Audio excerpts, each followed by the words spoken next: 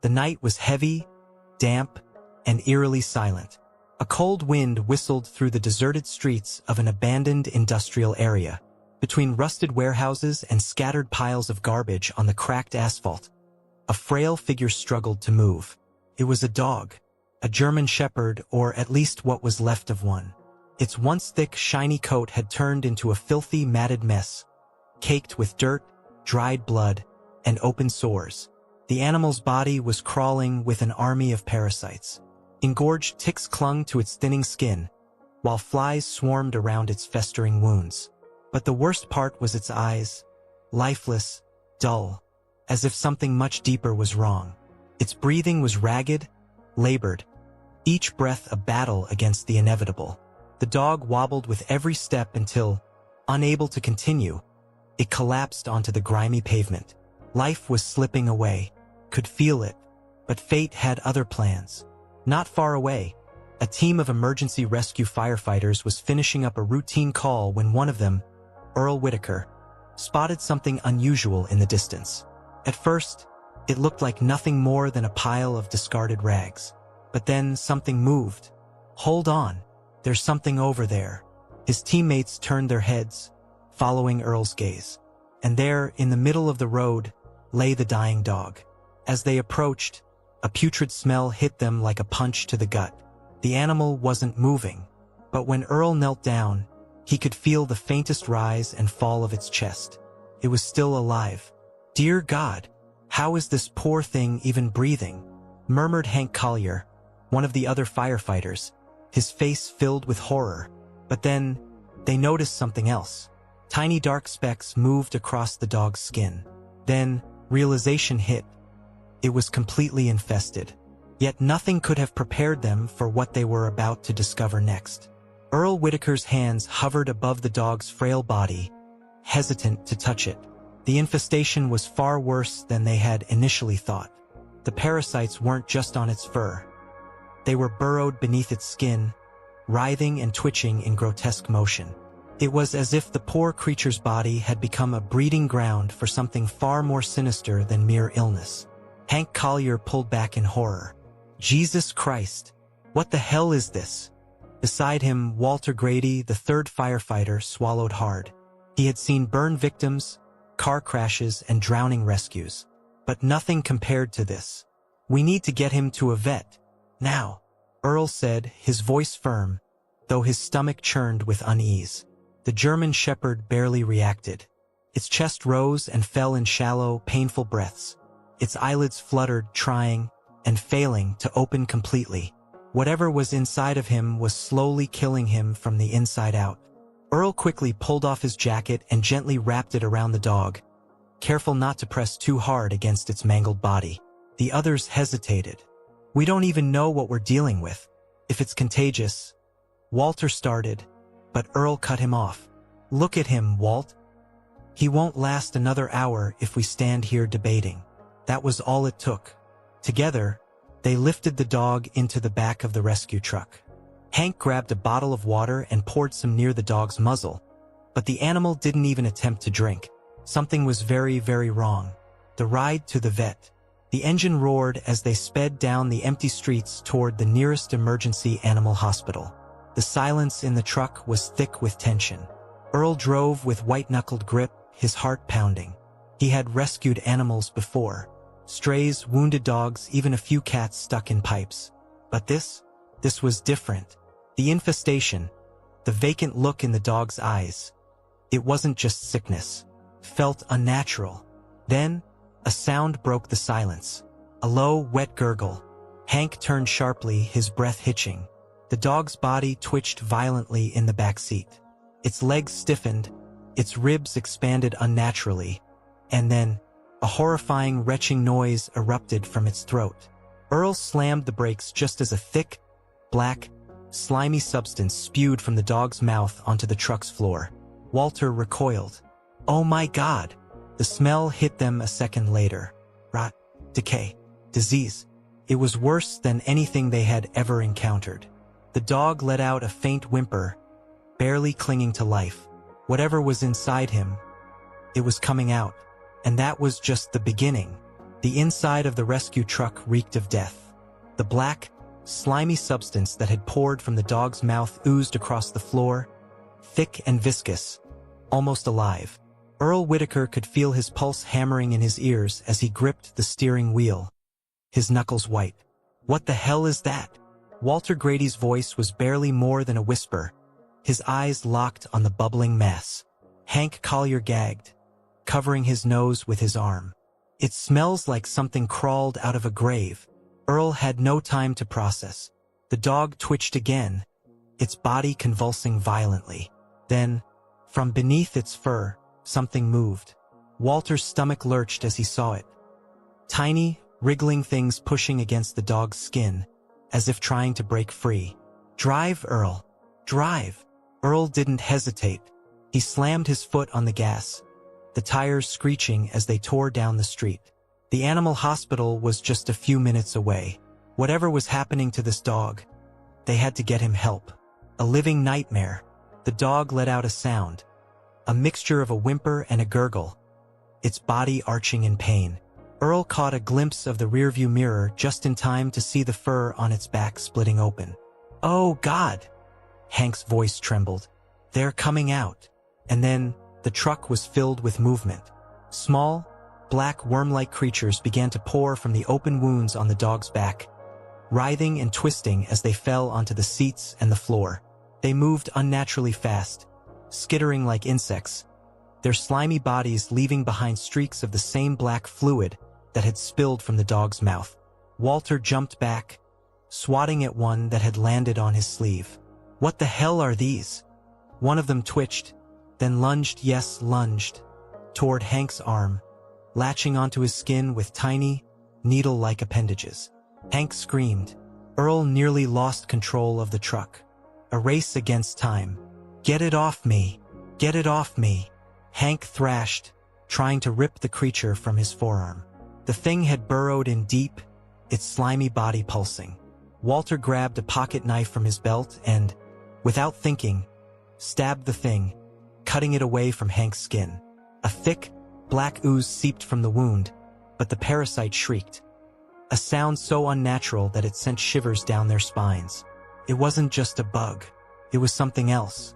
Hank clutched his bleeding arm, panting, his face pale. "Earl, get us there now." The dog was still convulsing in the back seat, barely holding on. More of the creatures crawled from its body, squirming and scattering. If they didn't move fast, this wouldn't just be about saving the dog. It would be about saving themselves. The rescue truck skidded to a stop in front of the emergency animal hospital, tires screeching against the asphalt. Earl Whitaker barely threw the truck into park before lunging for the door. Hank Collier was clutching his bleeding arm, his face drenched in sweat, while Walter Grady sat frozen in shock, staring at the black, writhing parasites still crawling across the truck's floor. Inside the back seat, the dying German Shepherd lay motionless, its body an open wound of pulsing, grotesque creatures. Earl flung open the back door, ignoring the putrid stench that billowed out. "We need help. Now!" he shouted toward the hospital entrance. A vet tech, Dr. Lydia Monroe, rushed outside, her expression shifting from confusion to absolute horror the moment she saw the dog. "Oh my God! What happened to him?" she gasped. Earl didn't have time to explain. "He's dying. There's something inside him. We need to move." Lydia hesitated for only a second before nodding. She signaled 2 more staff members, who arrived pushing a gurney. But the moment they touched the dog's body, his flesh seemed to shift beneath their hands, like something was moving under his skin. Walter swallowed hard. Jesus Christ, it's still inside him. The infestation grows. As they rushed the dog into the hospital, the fluorescent lights inside revealed just how bad things really were. The black slime wasn't just oozing from his mouth anymore.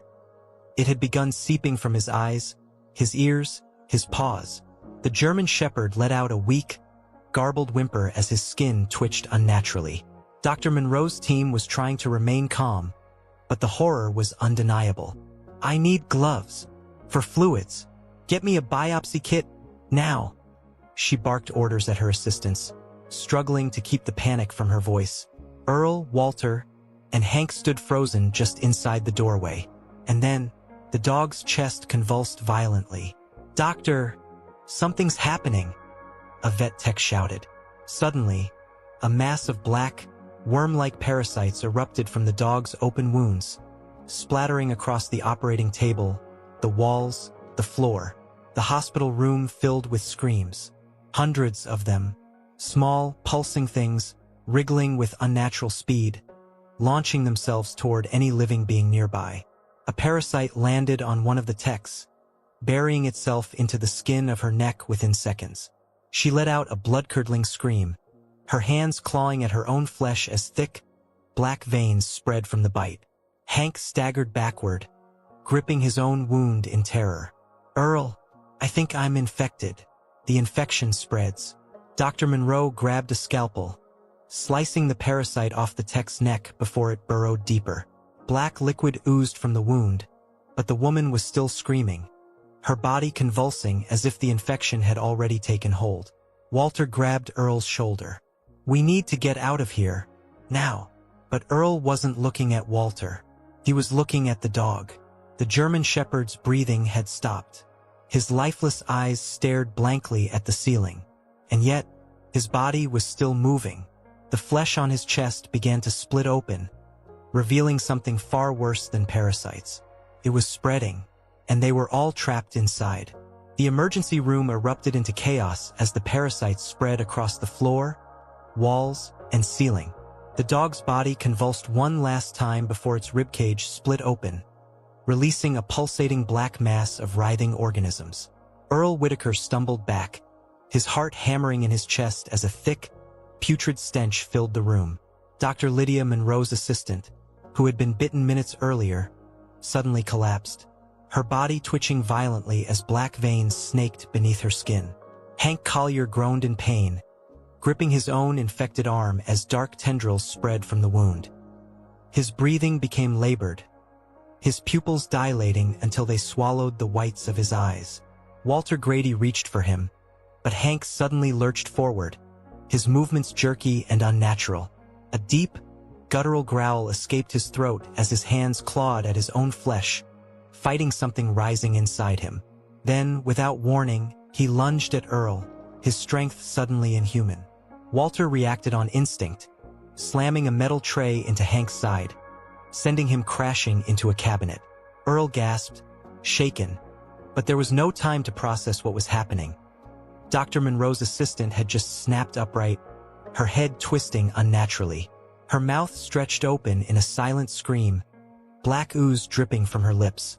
Before Monroe could react, the assistant grabbed her with terrifying force and threw her across the room. The doctor hit the wall hard, letting out a sharp cry of pain. Earl's mind screamed for him to run, but his feet wouldn't move. Hank was already getting back up, his breathing ragged, his fingers twitching as his nails darkened into claw-like points. The woman Monroe had tried to save was no longer human. The infection wasn't just killing them, it was changing them. Walter grabbed Earl's arm and shouted, "Move!" snapping him out of his trance. The doctor groaned, struggling to her feet as the infected assistant lunged again. Walter grabbed Dr. Monroe and dragged her toward the back exit, but Earl hesitated, his eyes locked onto Hank. His friend was still in there, fighting whatever was taking over his body. But then, Hank lifted his head, his lips curling back over blackened teeth, his voice now a twisted growl. There was no time. Earl slammed the door shut just as Hank charged, his body hitting the metal with inhuman force. From the other side, inhuman screeches and gurgles echoed through the hospital. Dr. Monroe clutched her ribs, breathing heavily. "We have to go now." Walter didn't need to be told twice. The three of them sprinted through the dimly lit hallway, the overhead lights flickering wildly.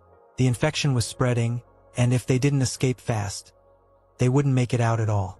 The hallway ahead was empty, but the flickering lights and the distant inhuman screeches told them that safety was an illusion. Earl Whitaker's breath was ragged as he sprinted alongside Walter Grady and Dr. Lydia Monroe, his mind racing for a way out.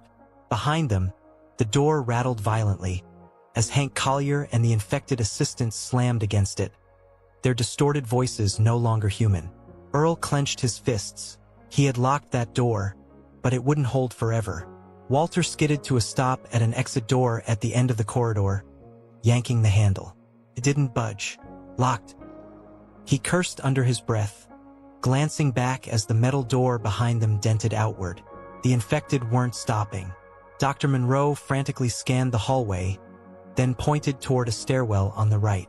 "Upstairs now," she gasped. Earl hesitated. Upstairs meant a dead end, but they were out of options. They took the stairs two at a time, their boots slamming against the concrete as they climbed toward the second floor. The hospital was eerily silent, but the moment they burst through the stairwell door, a new horror awaited them. The black parasites had already begun spreading across the ceiling and walls, wriggling through the air vents, seeping through cracks in the floor. Walter took a shaky step forward, then stopped, his face draining of color. A nurse stood in the center of the hallway, motionless. Her back was turned to them, her uniform stained with the same black fluid that had poured from the dog's body. At first she seemed alive, but then her head twisted at an unnatural angle, completely backward, to stare at them with pupil-less black eyes. Earl's heart stopped. The nurse lunged forward, moving too fast for a human, her jaw unhinging like a snake's. Walter fired his gun. 1, 2, 3 shots. But she barely staggered, as if the bullets had only slowed her down. Dr. Monroe grabbed Earl's arm, pulling him toward a patient room at the end of the hall.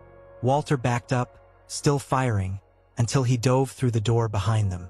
Earl slammed it shut and locked it just as the nurse collided with full force, her body contorting violently against the glass.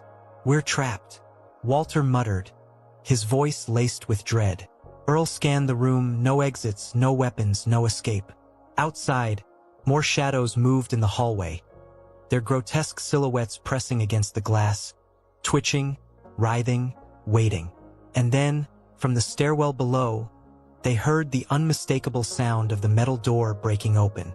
Hank and the others were coming. The patient room was small and suffocating, its dim fluorescent light flickering overhead. Earl Whitaker pressed his back against the door, his hands trembling as the twisted figures outside scratched and slammed against the glass. The infected nurse stood at the front, her jaw still unhinged, her blackened eyes locked onto them like a predator studying its prey. Walter Grady checked his ammo, 3 bullets left. Not enough. His hands were slick with sweat, and his breathing was uneven. "This is bad." He didn't need to say it. They all knew. Dr. Lydia Monroe clutched her side, her ribs likely bruised from being thrown earlier.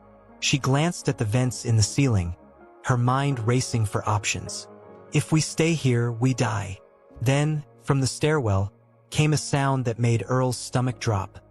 Metal creaking, then crashing open. Hank Collier was inside the building.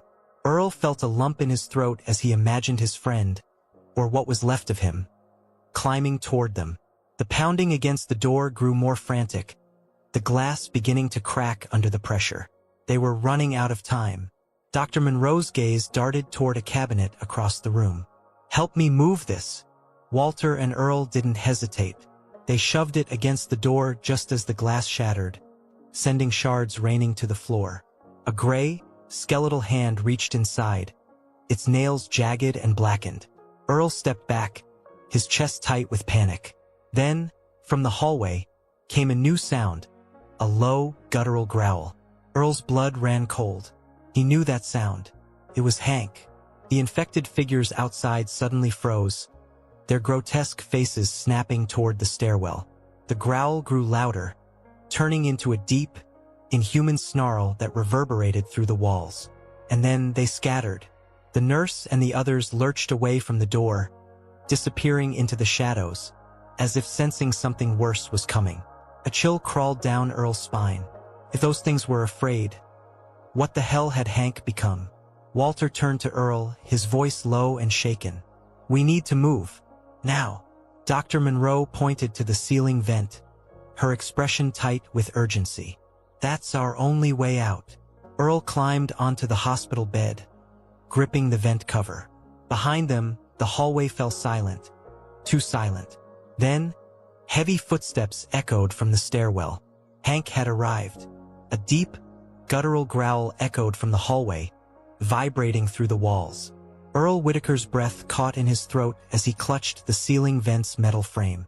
Walter Grady and Dr. Lydia Monroe stood frozen, their eyes locked on the darkened doorway where the glass had shattered. The creatures that had been outside were gone, retreating like prey sensing a bigger predator. Then, heavy footsteps. Slow, deliberate. Earl had known Hank Collier for 15 years, long enough to recognize his walk, his breathing, his presence. But what stepped into view wasn't Hank. A towering, grotesque silhouette filled the hallway. Hank's body had stretched, his limbs unnaturally elongated, his skin pale and cracked like dried leather. The black veins that had begun creeping up his arm before had now completely overtaken him, pulsing under his flesh. His eyes were gone, replaced by two hollow, bleeding sockets. His mouth hung slightly open, his teeth jagged and blackened. Earl felt sick. Walter aimed his gun, his hands shaking. Jesus Christ! Hank's head tilted sharply, as if hearing something they couldn't. Then he moved. Nowhere to hide. Hank charged. The three barely had time to react. Earl yanked open the ceiling vent, shoving Dr. Monroe up first. Go! Go! Walter fired his last bullets. Bang! Bang! Bang! But the bullets barely slowed Hank down. The creature slammed into the cabinet they had used to barricade the door, sending it flying across the room. Earl caught one last glimpse of Hank's face, his mouth now twisted into an unnatural grin before he lunged. Earl barely pulled himself into the vent as Hank's claws swiped at his legs. For a split second, Earl locked eyes with what used to be his best friend. There was nothing human left. The crawl through darkness. The three crawled through the narrow, suffocating air duct, the metal creaking beneath their weight. Below them, the hospital was eerily silent, except for the occasional inhuman gurgling from the creatures lurking in the halls. Dr. Monroe, leading the way, whispered over her shoulder, "There's a maintenance exit that leads to the roof." Walter cursed under his breath. "And then what? We jump." Earl didn't answer. His mind was still stuck on Hank, on the thing he had become. He had seen death before, but this wasn't death. This was something worse. Then, the vent ahead of them bent downward, groaning under a sudden weight. Something was above them. Dr. Monroe froze. Walter reached for his knife. A low scraping sound echoed through the metal tunnel. Then, a single drop of black slime dripped onto Monroe's arm. She looked up, and the vent above them burst open. The vent burst open, and something dropped from above, landing with a wet, sickening thud between them. Dr. Lydia Monroe gasped, scrambling backward as the creature twitched, its body a half-formed mass of melted flesh and writhing parasites. Its mouth hung open in a silent, gurgling scream, black ooze dripping from its jaw. Earl Whitaker reacted on instinct, grabbing Monroe's arm and pulling her away just as the creature lurched forward, its elongated fingers twitching, reaching blindly for anything it could grab. Walter Grady didn't hesitate. He drove his knife into its neck, twisting hard. The thing let out a choked shriek, its veins pulsing violently as thick, dark fluid poured from the wound. It shuddered once, twice, then collapsed onto the metal vent floor, its body twitching as the parasites within it squirmed and died alongside it. Below them, from the hospital corridors, a new sound sent chills through Earl's spine. Hundreds of voices whispering, clicking, calling. The infected knew exactly where they were. The creatures weren't mindless. They were communicating. Dr. Monroe pointed ahead, her voice shaking. "We have to go now." The vent groaned beneath their weight as they crawled forward, the metal slick with parasite ooze. Every movement felt agonizingly slow. Walter glanced over his shoulder, his grip tightening on his knife. Something was coming. Earl could hear it, too. A deep, guttural snarl that echoed through the duct, vibrating the metal beneath them. Whatever it was, it wasn't small. Then a sharp crack. Earl barely had time to react before the metal beneath him gave way with a deafening snap. He reached out, grabbing the jagged edge just in time, his legs dangling over the open hospital corridor below. Directly beneath him, Hank stood in the shadows. Or at least what used to be Hank. His hollow eye sockets tilted upward, his lips pulling back into a gruesome, jagged grin. His body had stretched far beyond human proportions, his skin cracked like old leather, his arms too long, his fingers twitching as if they were independent from the rest of him. With an inhuman screech, Hank leaped, his claws reaching for Earl's legs. Walter and Monroe grabbed Earl's arms, yanking him up just as Hank's fingers scraped the metal, missing him by inches. Below, more infected emerged, crawling out of the shadows, their bodies twisting and snapping unnaturally as they gathered beneath the vent. Some had warped faces, others had elongated limbs, their heads moving in jerky, unnatural motions as if they weren't controlling their own bodies. Earl scrambled back inside, his heart hammering. They had seconds left.